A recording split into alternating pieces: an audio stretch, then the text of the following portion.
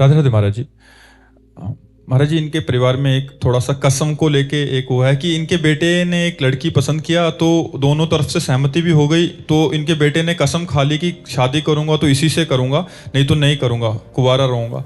फिर महाराज जी, फिर बाद में पता चला कि लड़की कहीं और भी आसक्त है, तो फिर महाराज जी दोनों का रिश्ता टूट गया। अभी महाराज जी वो कसम बीच में आ रही है कहीं और जाने में। अरे भीष्म प्रतिज्ञा थोड़ी यार, छोड़ो यार, छोड़ जाओ यही वृंदावन में कसम छोड़ जाओ, कसम को वृंदावन में छोड़ दो। ऐसे बच्चों वाली बातें हैं ये कोई धैर्य पूर्वक बात नहीं है, ये धर्म पूर्वक नहीं। ऐसे कैसे, जहां भगवान ने विधान बनाया वही हमारा ब्याह होगा ना। हम कसम कैसे खा सकते हैं? हम तो ये कह सकते हैं कि यदि हमारी आपकी मित्रता है, भगवान ने रचा होगा तो हमारा आपका ब्याह हो जाएगा, अगर भगवान ने नहीं रचा तो टूट जाएगा। तो हमको भगवान की बात रखनी, अपनी बात थोड़ी रखनी कि कसम खाते हैं। जैसे भीष्म जी ने कसम खाया, भीष्म प्रतिज्ञा थोड़ी है कि फिर कुंवारे रह करके आजीवन पितामह भीष्म की तरह हमारा जीवन पवित्र हो।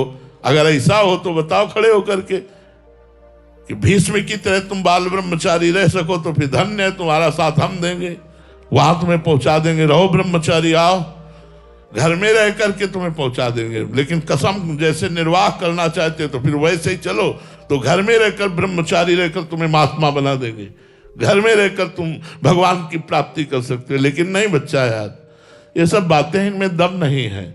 जिस समय मन अपने वेग में आएगा उस समय तुम, क्योंकि बिना साधना के मन को संयम में रखना बड़ा कठिन होता है। कई ऐसे साधन हैं जिनके द्वारा हम अपने आप को नष्ट कर लेते हैं, तो इसलिए इन कसमों पर ध्यान मत दीजिए। कोई सुयोग्य लड़की मिले तो आप माता पिता को प्रणाम करके और उनके आशीर्वाद से उसके साथ ब्याह कीजिए और गृहस्थ धर्म का निर्वाह कीजिए। मीरा देवी जी, रतनगढ़ से। राधे राधे महाराज जी। महाराज जी, जीवन में लालसा खत्म क्यों नहीं हो रही? पहले अच्छे जीवन साथी की, फिर अच्छे सास ससुर, फिर बेटे की, फिर बेटे के अच्छे संस्कार, फिर बहू, फिर पोता, फिर महाराज जी पोते की शादी हो जाए तो शांति से मर सकूं। तो महाराज जी ये कब? पोते की शादी हो जाने से शांति से मरा जा सकता है? नहीं यार, ऐसा नहीं। शांति से तो तब मरा जा सकता है जब पोते की आसक्ति मिट जाए और भगवान में प्रेम हो जाए, तब शांति से मरा जा सकता है। ये लालसाएं कभी पूर्ण नहीं होगी, कभी पूर्ण नहीं होगी। देखो, भरत जी ने राज्य त्यागा, पुत्र परिवार त्यागा, गंडकी नदी के किनारे भजन कर रहे हैं, लेकिन हिरण के बच्चे में आसक्ति हो गई, तो अगला जन्म हिरण का हुआ। अगले जन्म का हेतु ये आसक्ति है।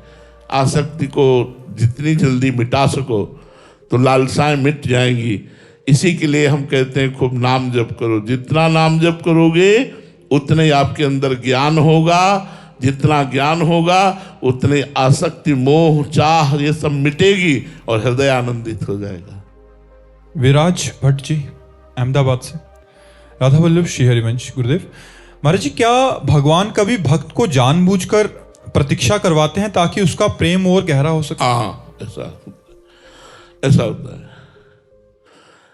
भगवान ने माया का घूंघट डाल रखा है तो सबके सामने, सब रूपों में वही है, पर माया का पर्दा डाल रखा है। ये जो माया का पर्दा डालकर मेरा प्रभु छुपा हुआ है, उसका एक ही कारण है, विरह। इतना हमें तड़पन हो जाए कि मैं सब कुछ भूल जाऊं और रोऊं उसके लिए, तो ये पर्दा हटाया तो जित देखूं तित श्याममयी है। जिधर देखो उधर श्याम सुंदर खड़े, जिधर देखो उधर भगवान विराजमान है। सिय राम में सब जग जानी, करो प्रणाम जोरी जुग पानी। सब भगवान विराजमान है, पर वो माया का पर्दा है। वो इसलिए है कि मैं विकल हो जाऊं। विकल क्यों हो जाऊं? क्योंकि और कुछ याद ना रहे, केवल भगवान की अनन्य स्मृति हमारे अंदर रह जाए, इसलिए भगवान माया का पर्दा लगा कर बैठे हैं। जे ही अनन्य स्मृति जागृत हुई, सब जिधर देखो सर्वम खलमिदम ब्रह्म ने नानास्त किंचन।